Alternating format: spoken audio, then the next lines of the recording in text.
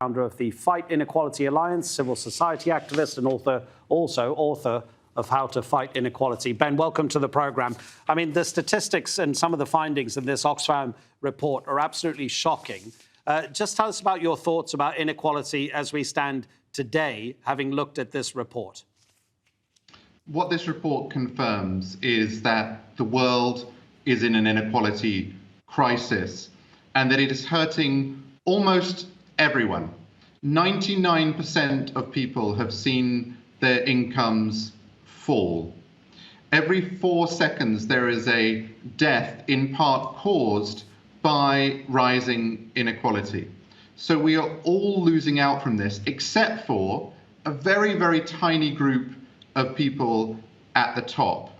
And what people need to take away from this report is not just that this is outrageous and shocking and appalling, which it is, but most importantly, that it's changeable, that it's fixable, that we can do something about it. So, for example, if we just had a 1% wealth tax just on millionaires, we could raise $2 trillion.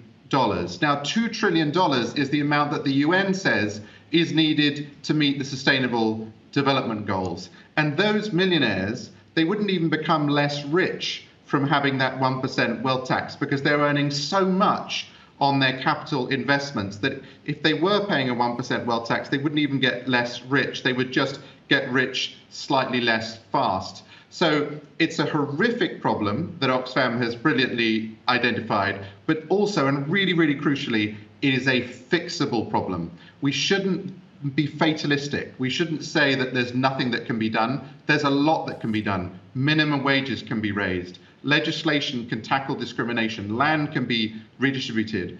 Funds can be put into health and education.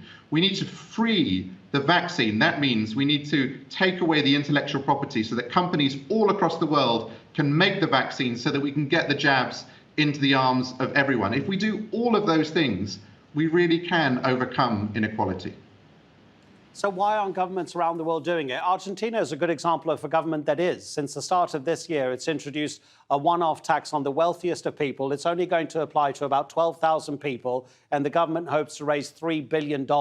Why don't other countries, why doesn't every single country that can do it actually do it? Is it a question of philosophy? Is it a question of capitalism? It's a question of corruption, in fact, because I mean, a true capitalist would want there to be a breakup of monopolies, would want there to be competition, would want markets to work. And what we're actually seeing is a kind of skewed fundamentalist approach in which a tiny group of corporations have phenomenal power. And this is the problem of the spiral of wealth of power. That is, some people have so much money that they don't just buy yachts and helicopters. They buy elections, they buy laws, they buy media houses. And so we really need to challenge that whole power structure.